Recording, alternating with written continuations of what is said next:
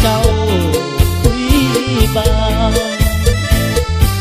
ผู้สาวบ้านกลางโนสาไปลืมคนเก่าตื่นขึ้นมาผัดนั่งเจ้าย้านฝันเอาเป็นเด็กคนงามที่เห็นเด็กที่เห็นเขาก่อนนั้นต้องเอาเคยหวงกันไป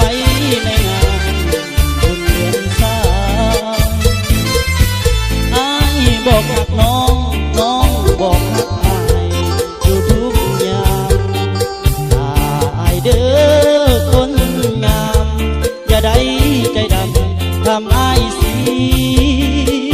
ยโอ้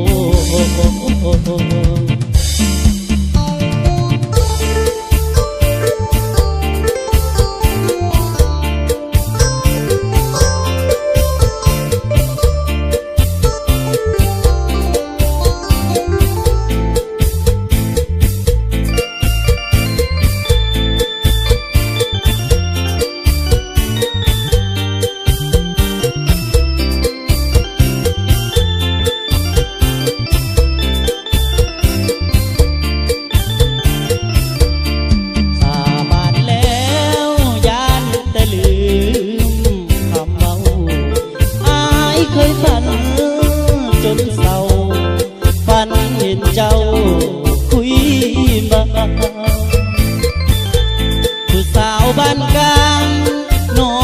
สาไปลืมแฟนเก่าขึ้นมาผัดนั่งเจ้าย้านฝันเอาเป็นจริงคน